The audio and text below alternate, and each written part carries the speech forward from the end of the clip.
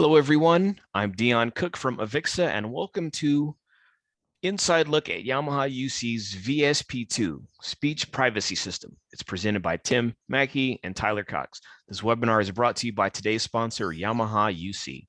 Before I hand the presentation over to the T's, I just need to go over a couple of quick housekeeping items. For everyone viewing live today, the webinar qualifies for AHAV, CTS, and CTS DRU. Unfortunately, no CTSIs. Please allow up to 7 business days to view those on your transcripts. If you have any issues, please email my team at webinars@avixa.org. The webinar should last approximately 40 to 60 minutes, and all attendees have been placed on mute. If you have any questions during the presentation, please enter them into the Q&A window so today's moderators can address them at the end of the webinar. To access the Q&A window, simply move your cursor towards the bottom of the live stream video box, locate the Q&A icon, and type away. Just please be mindful that there's a separate menu for the chat function. You will have access to this recorded webinar on our website at avixa.org/webinars within about 5 to 7 business days. Now off to the Yamaha team. Please take it away. Thank you, AVIXA and Dion. We appreciate being here. You might have actually taken away a majority of the housekeeping items, but my name is Tyler Cox. Welcome to an inside look at Yamaha UC's VSP-2 speech privacy system. Timothy Mackie, our field systems engineer, will be presenting after I get through these housekeeping items. So for just to reiterate what Dion said there, within the chat box, do not enter the questions there. Please use the Q&A box and enter them there. We will answer all questions at the end. And this is going to be a nice deep dive into some new questions and answers regarding the VSP-2 speech privacy system from Yamaha Unified Communications. So that is it for me. If we do not get to your questions by the end of this, you will get those answers through email, and we appreciate everybody. Take it away, Tim. Thank you very much, Tyler, and welcome everybody. So, today we're going to talk about the VSP-2 speech privacy system from Yamaha. And speech privacy is very different from the traditional sound masking. And we're going to go into those differences and the key advantages of this system. So why do we have speech privacy in the beginning? And furthermore, why do we have now sound masking and now speech privacy? Obviously, unintentional listening. So Julian Treasure is a gentleman I learned a lot of information from back in the day. And humans can only comprehend 1.6 conversations at a time. And we're literally programmed to decode language. And unlike our eyes, we have no ear lids.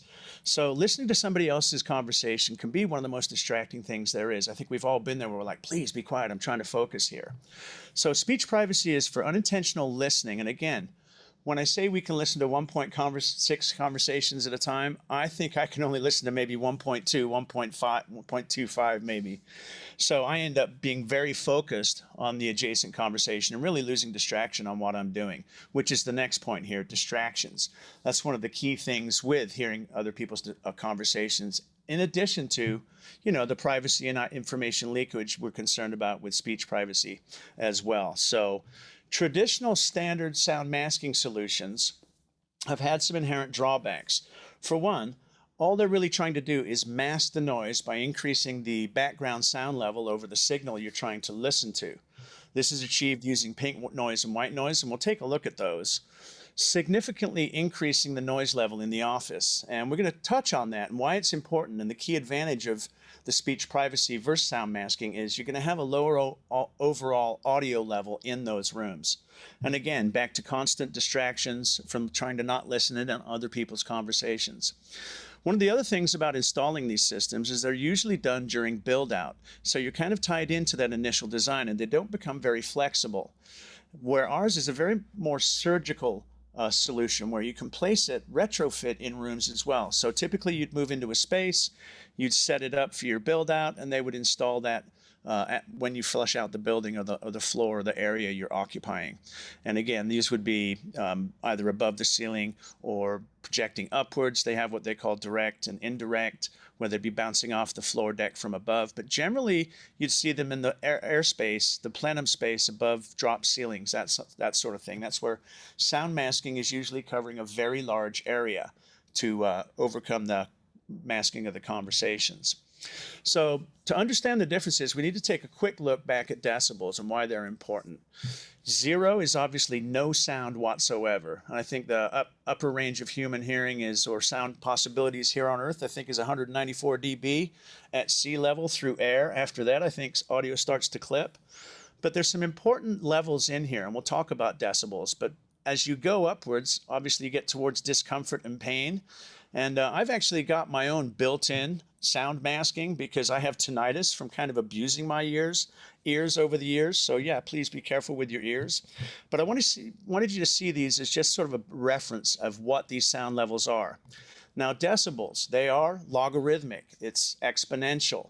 A sound is 10 times more powerful at 10 dB. What that really means is if there's no sound, 0 decibels, 10 dB is 10 times more powerful than that. 20 dB is 100 times more powerful than that. And 30 decibels is 1,000 times more powerful. So I want you to understand that reference, that difference between them. But what's interesting is a change of only 10 dB is generally perceived as being twice as loud or half as loud if you're turning the volume down. So there's a very distinct difference between what we perceive and what's actually happening with sound pressure. The other thing you need to think about in this conversation about speech privacy is the inverse square law. Now, I've taught about this in other webinars talking about the distance between a microphone and a person speaking into it. But it's the same as if you're listening to an audio source coming into your ear. It's the same principle that applies. Every time you double the distance between yourself and an audio source, you drop 6 dB. That's just a little over half. And here's a good example of what signal to noise is. Every background room you're in has some ambient noise going on. Some of you, like me, may have had an experience in a podcast chamber that is egg crate foam sealed in there where it's uncomfortably quiet. So we're all used to some level. But I liken this to if I'm standing next to my buddy in the middle of a baseball field and he's talking to me and he starts to slowly back away while continually talking. Eventually, his direct audio, the signal, will be masked because it's the same level or lower than the background ambient noise in the space you're in, whether it's outdoors, in a room, or whatever. And these are key concepts to think about. Now, this I like to touch on when we're talking about room design because I don't think conference rooms anymore actually meet the original ANSI standards for background noise levels. I don't often see conference rooms anymore that are built to 25 to 30 dB. You know, gone are the acoustic panels and actual considerations in these rooms and a lot of glass surfaces, very reflective, right? So this plays in. Now, with traditional sound masking, you're going to increase what's already probably a high level, whereas the speech privacy, and I always get my tongue twisted on those, believe me, it's been a little tough, but with speech privacy, you can achieve the same effect without bumping these numbers up quite so much. So it's really important. So traditional sound masking is just that. You have your signal, and we're trying to do a visual representation here. You have the word hello, and we're trying to mask that word by literally darkening or turning up the background noise level until it's masking the intelligibility of that word. Now, they're usually doing this with white noise or pink noise. Now, what is white noise? Well, according to Britannica, in music, it's the effect of the complete range of audible sound wave frequencies heard simultaneously. It's basically your high highs, your low lows, and everything in between all at the same time. And it's analogous with white light, which contains all the frequencies of the light spectrum, right? Now, pink noise, now some systems will use white or pink, and those terms are often interchanged. But pink noise is essentially a bass-boosted white noise, where the ambient decreases where the amplitude decreases as the frequencies get higher. So it's usually used for queuing rooms and that sort of thing. So that's what traditional sound masking uses to mask the conversations that you don't want to be heard. So what is speech privacy and how is it different? So with speech privacy, what Yamaha has done, what Yamaha's done here is created a technology where we're not using just plain white or pink noise. We're actually using very relaxing background sounds. And we'll go over the 4 different flavors. I think one is based on nature, outdoors. We have one called river, and I'll go over those. And then what we do is we overlay these phonetic sounds, which are actually called phonies. And an example of that is the word hat has 3 phonies in it: the sound for the H, the sound for the A, and the sound for the T. And what we do is we chop those up and sprinkle those in a random pattern so it sounds like speech, but it's really not speech. I kind of liken this back in the day, and I'm going to date myself a little here, to the Beatles when George Martin, when they were doing one of the end of the songs, they basically took some of the audio content, chopped the tape up into little bits, threw it up in the air over the table, and then randomly taped it back together. Think of it that way. So what we're doing is we're taking phonetic sounds, or these phonemes, and we're overlaying them over real speech. It really disturbs it. So we'll take a look at how we're doing that little visual representation here. So you take your word hello, you lay over those speech sounds, and it really starts to mask the words at a lower output sound level than the white noise would be required to be at. Then we add in these ambient background sounds, which are much more pleasing than steady state white noise. Oh, pardon me. And then as well, we have an option where you can add in these little flavored musical notes, and we'll look at the different combinations on another slide.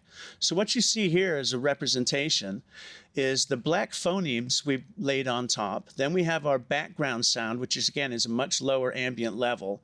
And then you see these red little notes that we'll randomly put in there, like one note of a piano or a music box or a guitar, that sort of thing.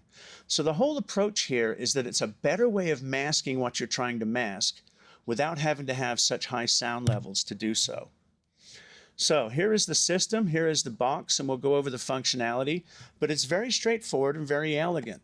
And again, the whole point of our system is it can be put in at any time. It's not necessarily has to be designed in as one cohesive system throughout a space. You can put it surgically in the rooms you want to mask, in the areas you need to mask, maybe some open areas. And you can have it be much more lower levels in those spaces. And we like to call it surgical placement. So it's a nice, easy retrofit. And with the technology, it really is a nice package. And we'll look at the speakers as well.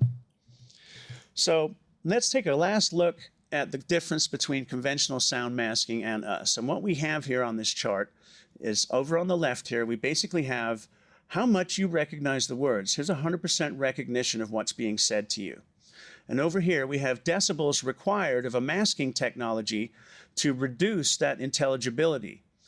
Now we've got, it's kind of hidden here, but we have our forest background noise, our street noise, plain building. And Yamaha selected a particular environment and ran these tests with all of our different flavors.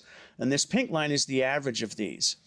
And as you can see, just reducing to about a 50% level from a conventional sound masking, we are 8 to 10 decibels quieter in this test environment. And as we've just gone over, that is a substantial difference and makes a big difference to the quality of life in that environment. And by the way, one of the other things, I've been playing with this system here in my space, and it is nice to have the flexibility to adjust the levels between the speech overlay, turning on and off those audio sounds. And with 16 bass choices, when you look at the 4x4 combination, you can change it up on a regular basis as well. So that's kind of the techie talk with this. Now let's look at how it's really implemented and how it goes into use. So definitely look at these graphics here. What we're trying to do is mask the conversation that's in the room by putting the speech privacy speaker up high and just outside the local room. So it's only masking the adjacent room where you're concerned about the bleed over. Here, in an open area, same thing. You want to place it so that if there's an open collaboration space, maybe next to a work zone, that this person can get on with their work without having their attention going to that conversation. With the overlaid speech phonemes, it's a very natural background sound. Yes, you know there's a conversation going on, but because there's no intelligibility, you just move on and your focus is elsewhere. And we can go over the different permutations and how you can deploy this in different room scenarios. But in general, you're going to want it up high. This is a 2x2 room scenario. And in open areas as well, we'll see a few more slides of this. So the VSP control unit, is sold separately, and you can buy the speakers in white and black. Now, the system can support either 2 or 4 and 8 speakers, and we'll take a look at how large an area those can actually cover. So here's one scenario where we're, again, protecting outside the office. And in this, you have your speakers outside the office at about 12.5 feet apart max. And we'll take a look at some examples where you can actually do a daisy chain much, much longer. So this is a typical scenario outside a particular room. This is how you might put them, 16 feet apart in an open area. And again, we have 2 different phases in here. So there's actually 2 channels. And we do have in the installation manual instructions on how to lay these out. So the phasing is important. It's a very sophisticated way of masking this area. And again, the sound level is much lower overall than a speech privacy than sound masking would be. I knew I'd get that wrong at least once in this presentation.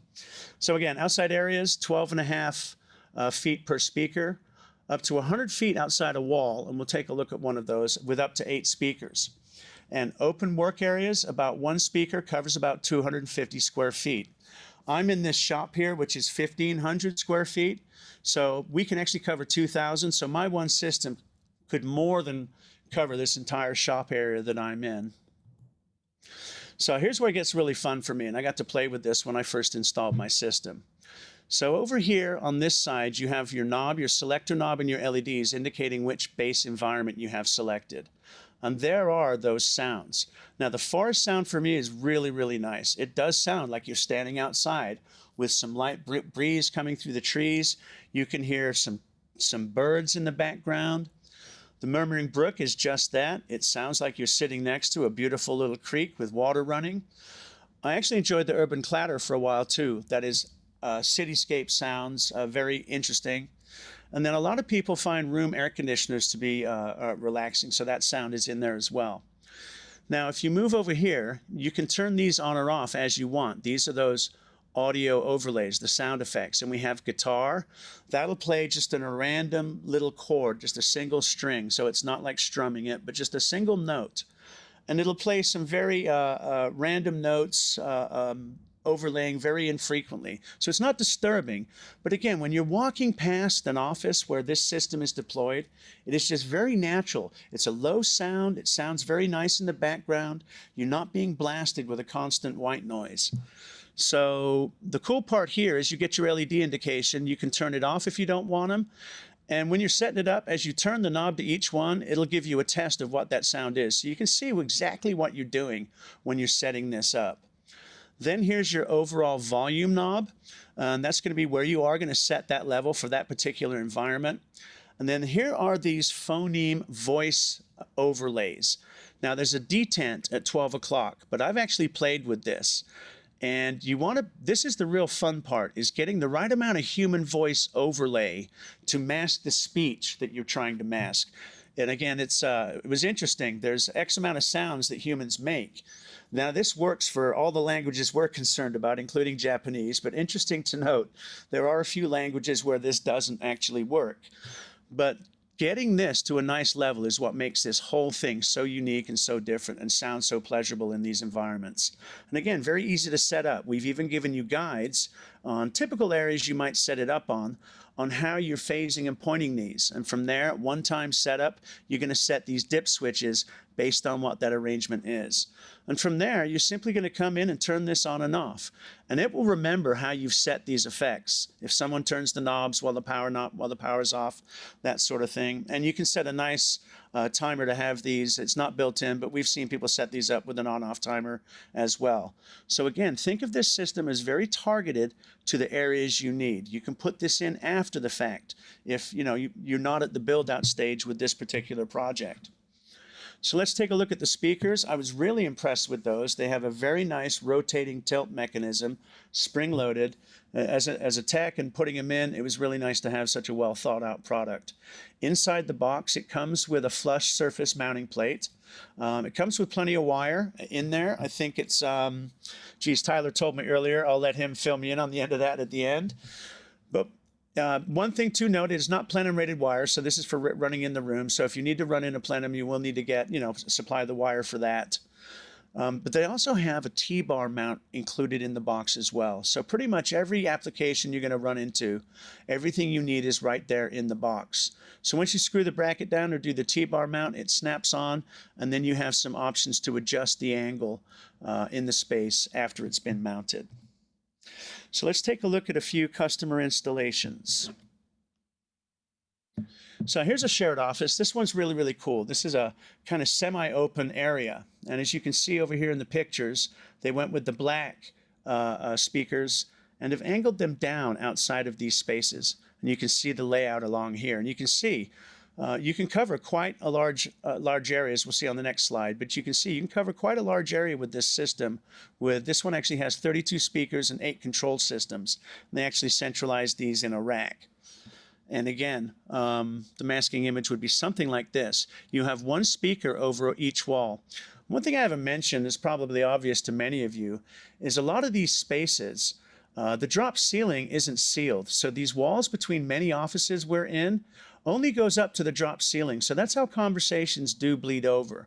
So in a lot of these applications, we'll have them in the above in the open space.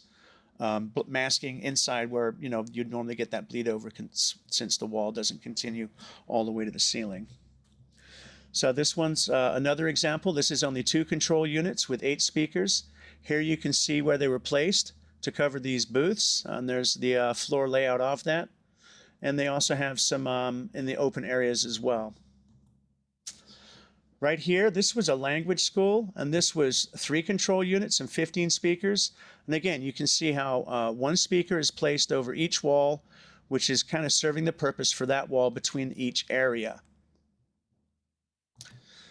So that's a good look at the VSP-2. Hopefully there's a bunch of questions we can field at this point. So with that, I will turn back on my camera.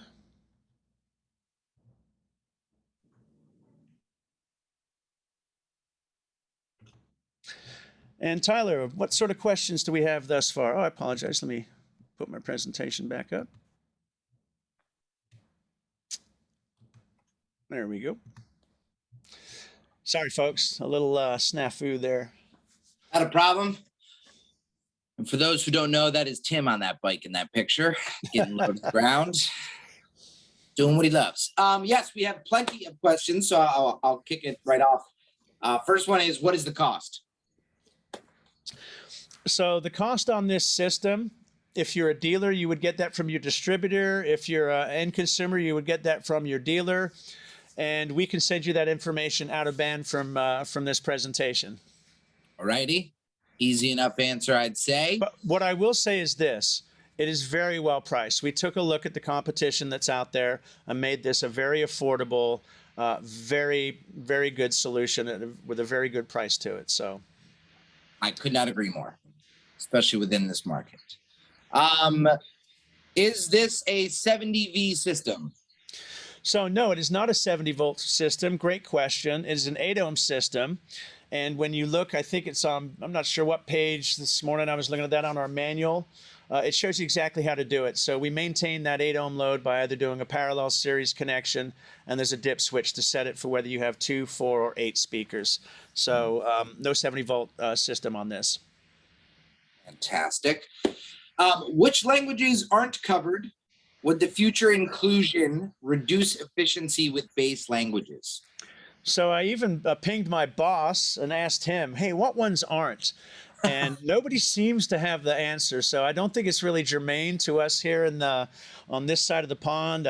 French, English, I think it covers Japanese. So yes, we will email that response out. I actually tried to find the answer of that myself and wasn't successful. Yes. But we mention it because, we have our responsibility and due diligence too, but I don't think it's too germane here.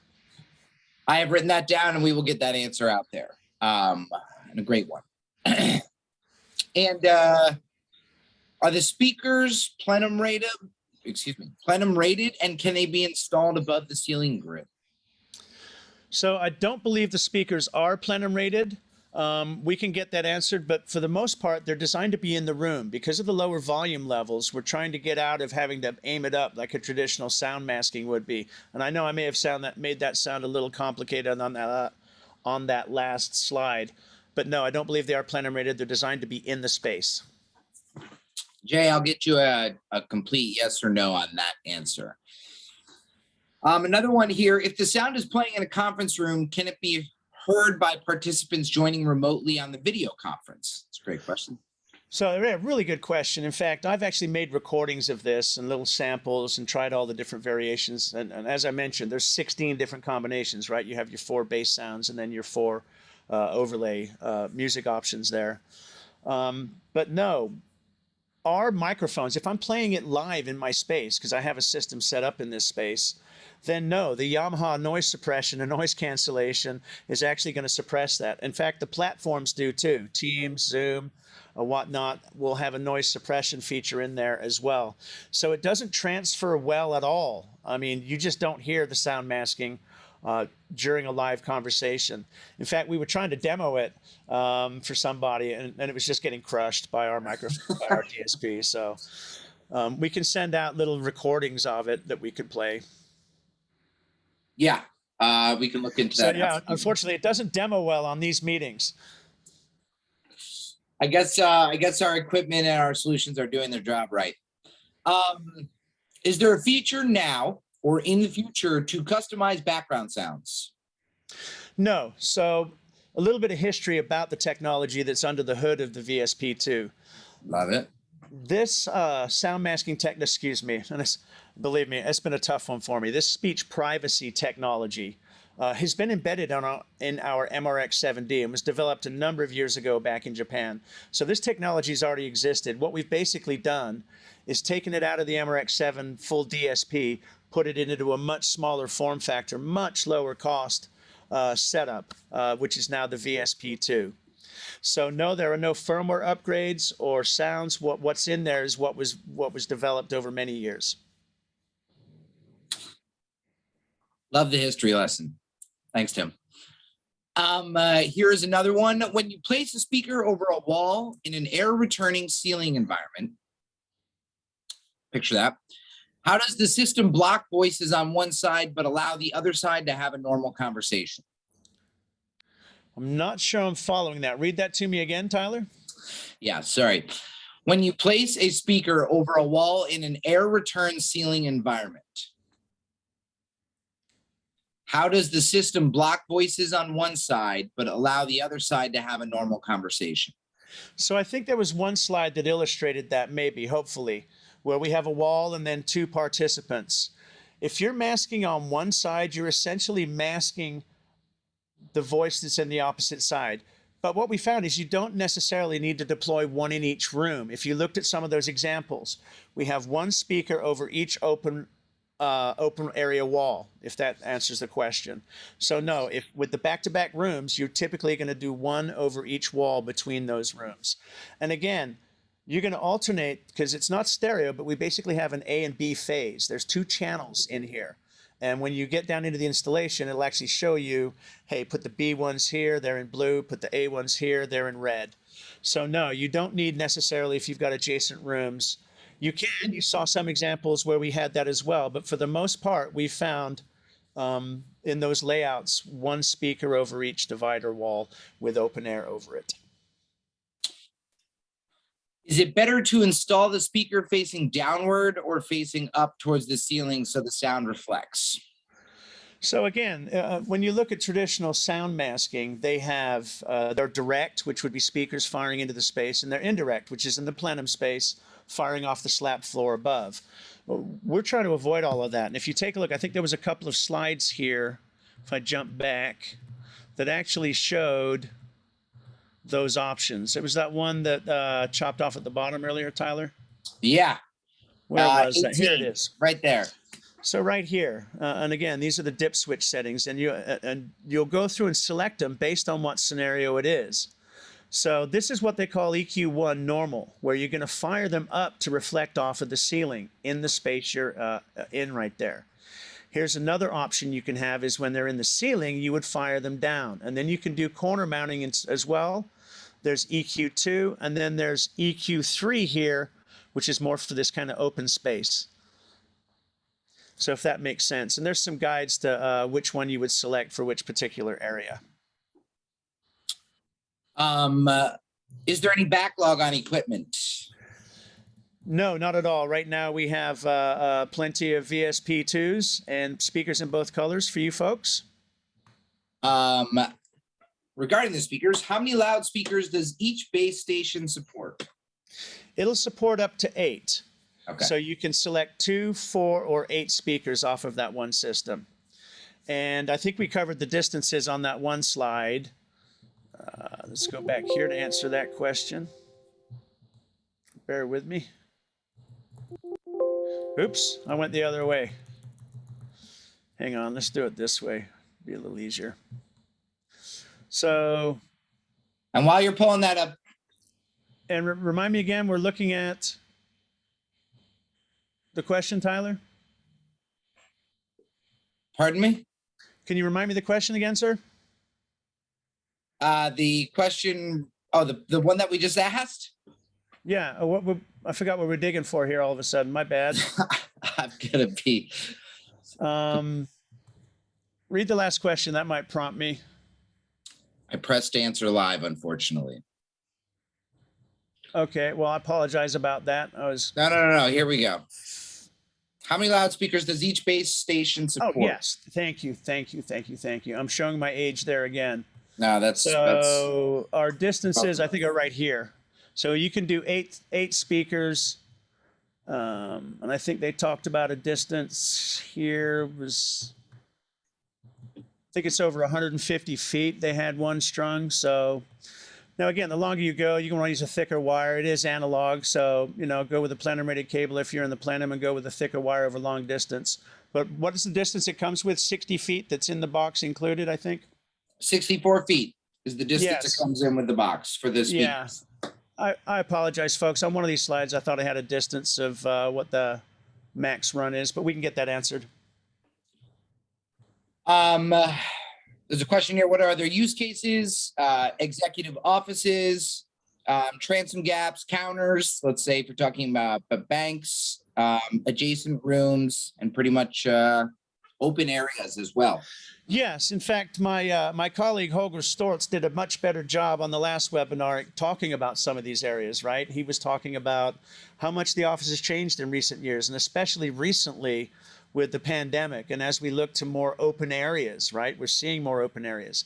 So we're looking at people trying to do some masking in these more open areas. And this is perfect for it because it can be surgically put in after the fact. You can put it in any space. It's targeted, and you can adjust it exactly for that space how you want it. And we do have enough coverage, even one of these systems, for up to 2,000 square feet. Each speaker covers 250 square feet. There's some knowledge for us. Can this speech privacy system be integrated with paging system using the same speaker? No, so this is a completely standalone system. Yeah, and there's no network to it at all. It's a very basic system. If you're trying to privatize a conference room, is it better to mount the speakers inside or outside of the conference room?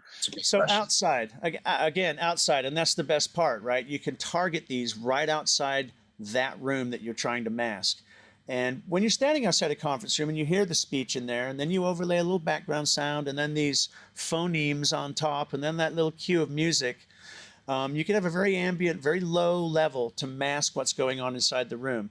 Yes, some applications do put it inside the room as well. You're obviously going to have it a little bit lower level in there, but generally that's masking an adjacent room and gets back to what we were looking at earlier, where you have one set on each wall if you've got stacked rooms, if that makes sense.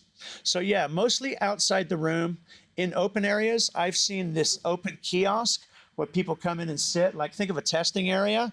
If you've ever had to take a certification, you go to these little booths, they would be behind everybody in the open area for that sort of application. So again, what's cool too is once you mount them, if you look at the base in the picture, you can rotate and adjust them to pretty much any angle to suit your needs. Yeah, the ease of use with the setup and then just, the 16 possibilities depending on the environment. And going off of that, apologies to both Joe and Giovanni, who were requesting if they could hear what it sounds like. As we spoke to earlier, unfortunately, there's not a good way of demoing that. how well this does work. But reach out to your Yamaha rep or your Yamaha UC field systems engineer, and they will figure out how to get you a preview of this or possible demos as well. I think we have a few that on hand for that. But that is it for the questions. Well, thank you very much, everybody. And yeah, again, please reach out to us. We can help you with design applications. Reach out to us because this is a perfect product to pair up with those rooms you're already doing. We're getting a lot of requests for this speech privacy as we're moving to a lot more of these open areas. So yeah, please reach out and engage us. We're happy to help. Tim and Tyler, thank you. And I'd like to thank all of our attendees so much for joining us on today's webinar, an inside look at Yamaha's VSP-2 speech privacy system. The recording will be available on our website at AVIXA.org in about 5 to 7 business days, and your half of renewal unit will be applied to those transcripts within those 7 business days. If you have any trouble with this, just contact my team directly at webinars@avixa.org. And just a side note for CTS holders, if you've registered for this webinar with an email address other than the one we have on file for you, you won't get credit for attending. We can fix this, however, on the background. You just email your account rep and let them know that you used the wrong email address, and we'll get it fixed for you then. So quick thank you to our sponsor today, Yamaha UC, and a huge thank you to Tim and both Tyler for helping us to understand Yamaha's speech privacy system. We hope you've enjoyed this. Please stay safe and make it a great day, everyone.